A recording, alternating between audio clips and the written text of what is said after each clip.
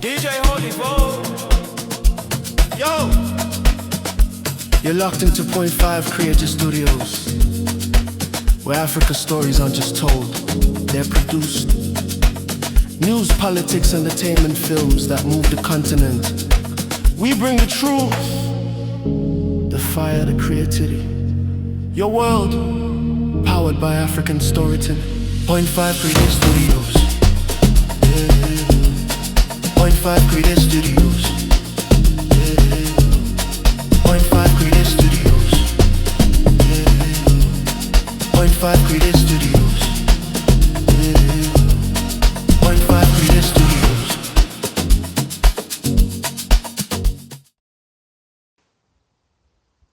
DJ wale wakadiko mwanaume. Wakadiko mwanaume wakadini kuku. It's been long tisinambo taura. It's been long tisinambo taura mwanaume.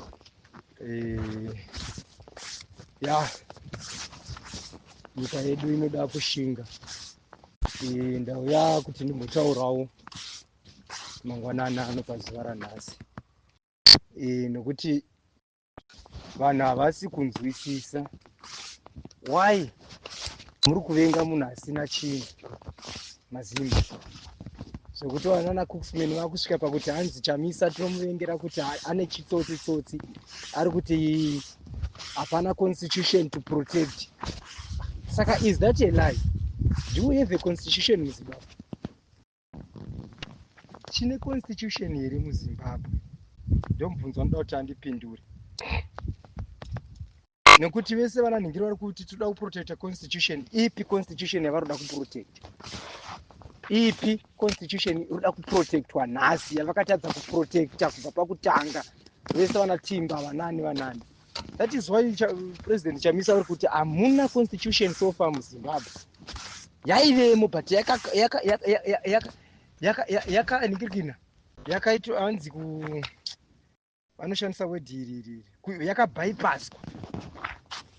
Zvafanana nefoni yako, hakuna munhu anotenga foni ichitadza kunge ine Google.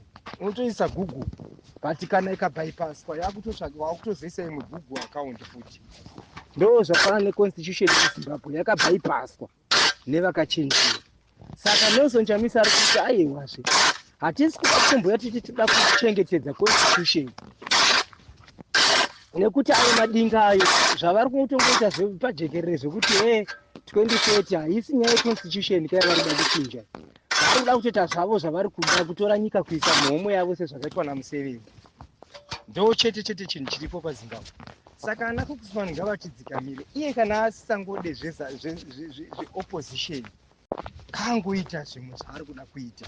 Iye kana aine upper hand yekustarta in opposition party ngaangoita, which is what we wanted. Even President Chamisa akauya akati for the past 2 years ndaifunga kuti ndichaona umwe munhu anouya padancing floor, anouya kuzotora position yandasiya kuti tione kuti nyika iende mberi, but ndashayiwa. That is why ndadzoka. Saka zvaireva kuti dai pakawanikwa munhu akasumuka musoro akauya akati inini ndafoma yangu opposition party, I am now going to be an opposition leader muZimbabwe, ari kuda zvido zvevanhu, vaChamisa vanga vasiri kudzokera mupolitics, ingadai vakutoita zvavo zvimwe, but because pakashayikwa 2 years dzese pakashayikwa. Pa2 years dzese hapana munhu akambosumudza musoro. Vanatimba vacho vakasungwa vari pabirthday vachiti havo zvemafaro zvazvisine nenyika. Saka tiri kungoti isusu vaChamisa vari kutongove nevanhu, ende vaChamisa vanotongoramba vachidiwa nevanhu, ende hakuna vaChamisa tingade kuvablema, kuvapa mhosva, kuvadini. VaChamisa vakataura after election vakati hapana kuitwa election apa, hapana kuitwa election, taakutodzokera kumashure because you still had the wrong person. Vakati hapana kuitwa election muZimbabwe. Vanhu musaenda kuparliament, munonotwa phone in nani kuparliament ikoko kwamuda kuenda. Havana here kuramba vachiita nharo vanhu, havana here kuenda kunoitwa phone in nevacho vakarinzi hatina kuita election against. Saka vaChamisa ngavasiyiwe vakadaro. He is trying his best muchinda wenyu. Ari kuzama by all means kuti Zimbabwe idyewo uchi. but vari kuzamira vacho ndisu takadhakwa, ndisu tisiri kuda kutodya uchi hwacho, because it doesn't make sense kuti auya otaura something chirikuda kuitwa on the ground, isusu tofoudha maoko kumirira hanzi dai auya paground iye, dai auya atanga kutungamira. Ndo zvakapa vana Geza chero mikana yekuti vachimboti vaite zvavanoda nevanhu.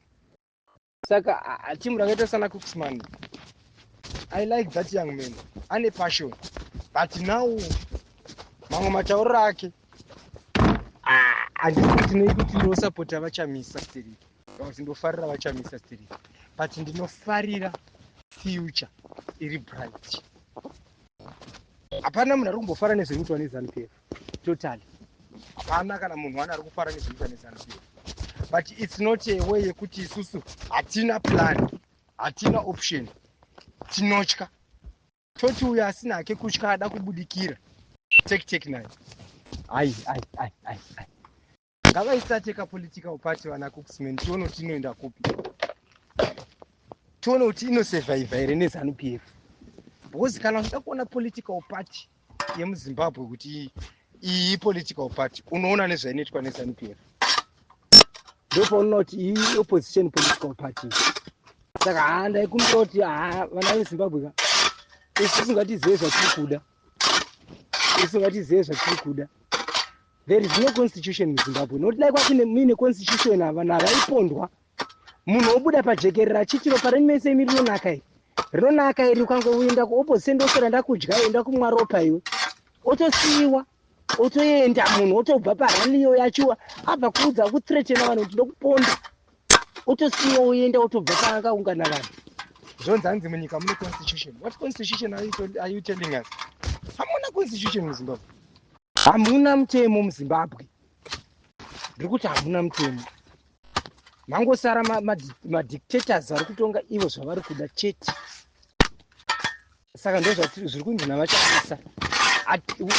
For now we have nothing to protect, but we have a cause to build. Tiri kuda kutovaka, kwete kuti hanzi tine chekuprotecta pari zvino. There is nothing to protect. This is reality. Saka vanhu ngavagamuchire chokwadi voziva kuti ichi ndo chokwadi ichi. Hapana chekuprotecta kuseri kwevi, hakuna. DJ Hola hakuna kana chamboti tine chekuprotecta uko.